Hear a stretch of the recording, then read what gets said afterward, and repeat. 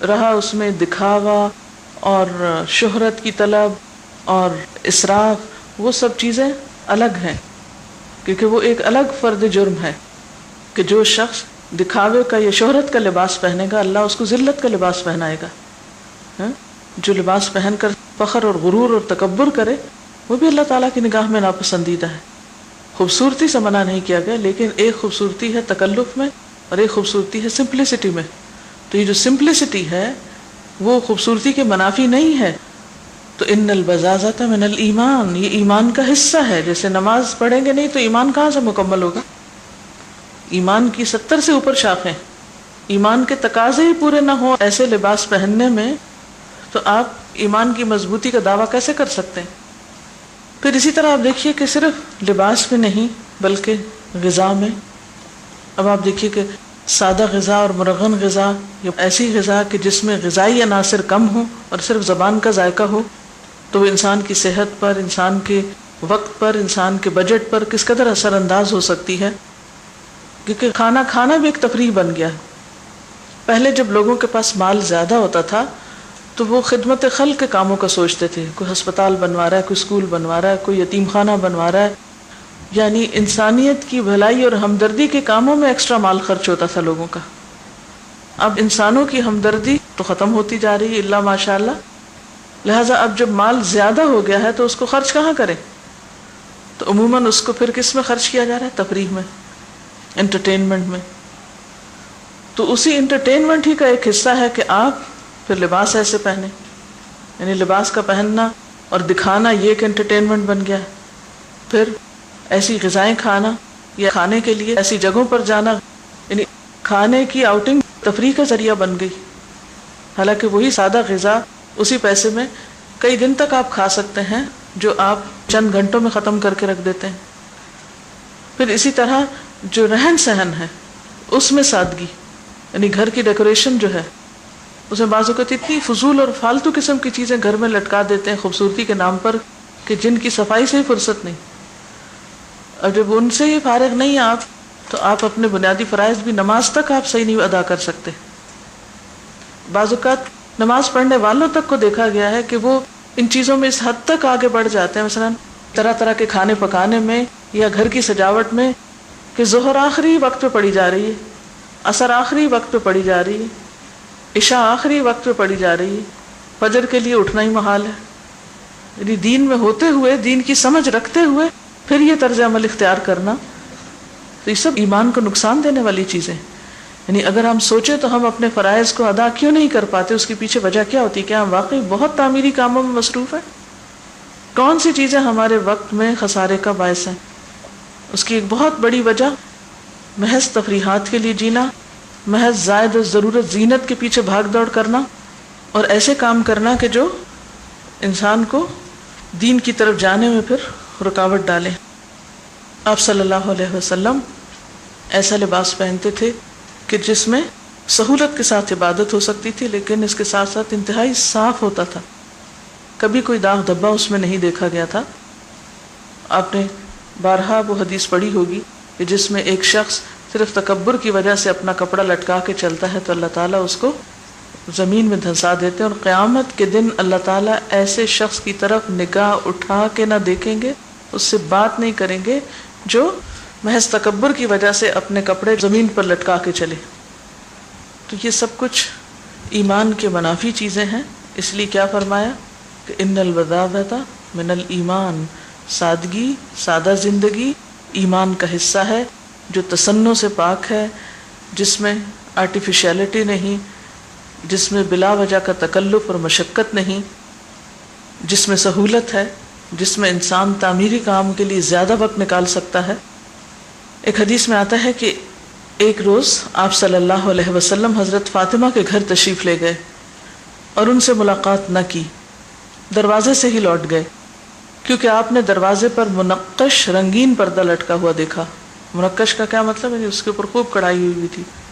حالانکہ آپ کا معمول یہ تھا کہ جب بھی سفر سے واپس آتے تو سب سے پہلے حضرت فاطمہ سے ملاقات کرتے، لیکن آپ دروازے تک گئے اور واپس آ گئے.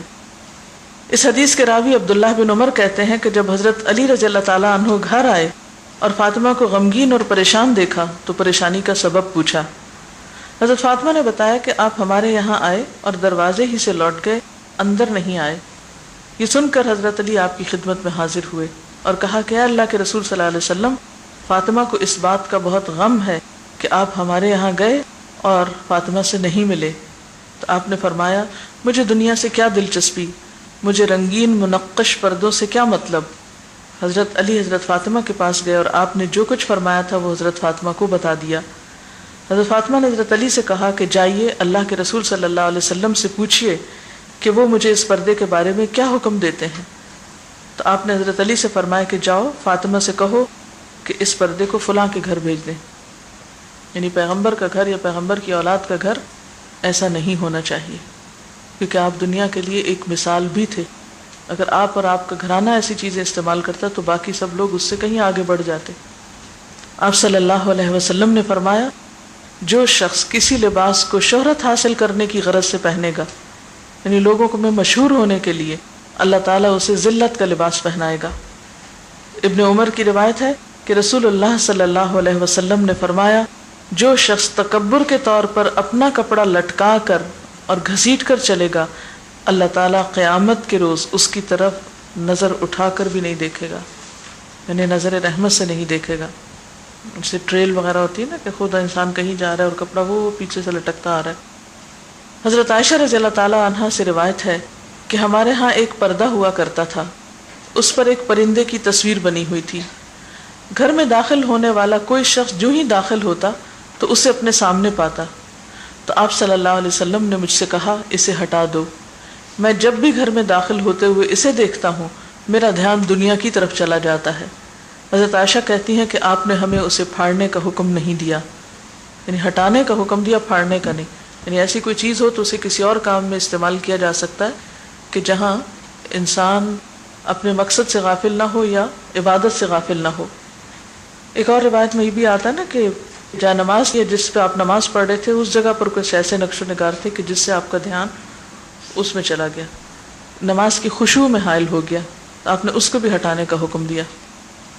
لیکن آج میں اور آپ اپنے گھروں کو دیکھیں کہ اس میں ہمیں دنیا کی طرف مشغول کرنے والی، آخرت کو بھلانے والی کتنی چیزیں ہیں اور آخرت کو یاد کرانے والی کتنی چیزیں ہیں۔ دن اور رات میں ہمیں کتنی ایسی چیزوں سے واسطہ پڑتا ہے کہ جو ہمیں آخرت کی یاد دلا دیں، اور کتنے ہی ایسے دنیا کے سامان ہیں آس پاس کہ جو ہماری آخرت کو ہم سے بھلائے رکھتے ہیں، ہمیں یاد بھی نہیں کرنے دیتے اس کو۔ جب ہم ہر وقت بہت زیادہ زیب و زینت میں ہوتے ہیں، ایک سے ایک بڑھ کر اٹریکشن کی چیز ہمیں اپنی طرف کھینچ رہی ہوتی ہے، تو بھلا آخرت کی بات ہمیں اچھی کیوں لگے؟ مرنے کی بات ہم کریں کیوں، اور مرنے کے بعد کا ذکر کیوں کریں؟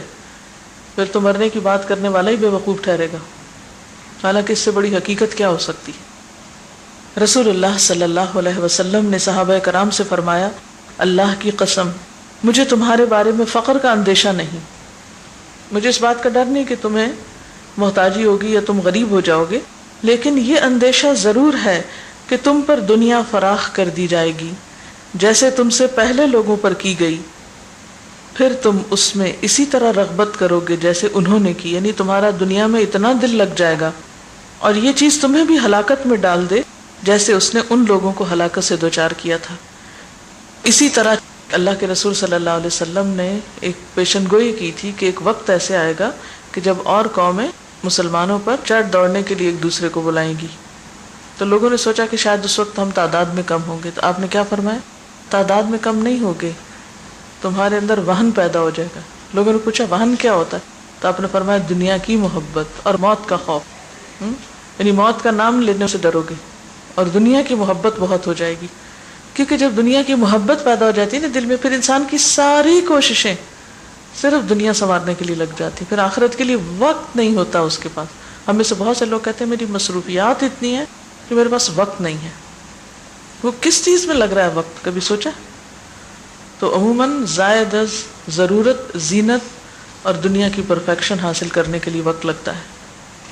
تو جب امت مسلمہ جس کی بنیادی ذمہ داری کچھ اور تھی، وہ اس ذمہ داری کو چھوڑ کر سارا وقت صرف دنیا سنوارنے بنانے میں لگ جائے، تو پھر ظاہر ہے کہ وہ کمزور پڑ جائے گی اور دوسروں کو موقع مل جائے گا کہ وہ اس پر جیسے چاہیں حملہ آور ہوں۔ حضرت عبداللہ بن مسعود سے روایت ہے کہ رسول اللہ صلی اللہ علیہ وسلم نے فرمایا تم جائیدادیں مت بناؤ، اس کا نتیجہ یہ ہوگا کہ تمہاری دنیا میں رغبت بڑھ جائے گی۔ یہ خاص طور پر آپ نے صحابہ کرام کے لیے فرمایا، کیونکہ آپ کی تیار کردہ ٹیم اگر آپ کے مشن کو آگے پہنچانے اور پھیلانے کی بجائے جائیدادیں بنا کر دنیا میں مشغول ہو جاتی تو پھر آپ کا دین آگے کیسے جاتا، آپ کا مشن آگے کیسے بڑھتا۔